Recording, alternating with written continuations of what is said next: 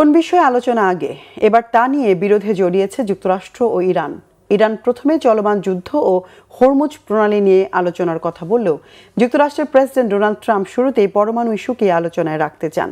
এই পরিস্থিতিতে মধ্যপ্রাচ্যে শান্তি ফেরাতে ইরানকে ছাড় দেওয়ার আহ্বান জানিয়েছে ফ্রান্স। আর যুক্তরাজ্য বলছে ইরানকে বিশ্ব অর্থনীতি জিম্মি করতে দেয়া হবে না। শহীদ আরাফাতের ডেস্ক রিপোর্ট। ইরানের প্রস্তাবে খুশি নন মার্কিন প্রেসিডেন্ট ডোনাল্ড ট্রাম্প। তেহরান চায় যুদ্ধ ও হরমুজ প্রণালী বিরোধ সমাধানের পর পরমাণু নিয়ে আলোচনা করতে, কিন্তু প্রেসিডেন্ট ট্রাম্প চান একই সাথে পরমাণু নিয়েও আলোচনা চালিয়ে যেতে। মঙ্গলবার মার্কিন কর্মকর্তাদের বরাতে রয়টার্সের প্রতিবেদনে বলা হয়, ইরানের দেয়া প্রস্তাবে পরমাণুর বিষয়টি স্থগিত থাকায় মার্কিন প্রেসিডেন্ট সম্ভবত এটি গ্রহণ করবেন না, আর এতেই আবারও আলোচনার ভবিষ্যৎ নিয়ে অনিশ্চয়তা তৈরি হয়েছে। এর আগে ইরানের দেয়া প্রস্তাব নিয়ে সোমবার জাতীয় নিরাপত্তা পরিষদে বৈঠক করেন মার্কিন প্রেসিডেন্ট ডোনাল্ড ট্রাম্প।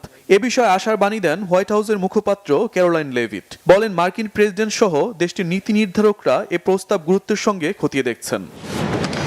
এদিকে ইরানকে বিশ্ব অর্থনীতি জিম্মি করতে দেবে না বলে সতর্কবার্তা দিয়েছে যুক্তরাজ্য।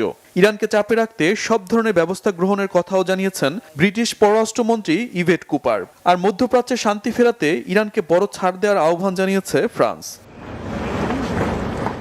এ পরিস্থিতিতে হরমুজ প্রণালীতে আবারও ইরানের জাহাজ জব্দ করেছে যুক্তরাষ্ট্র।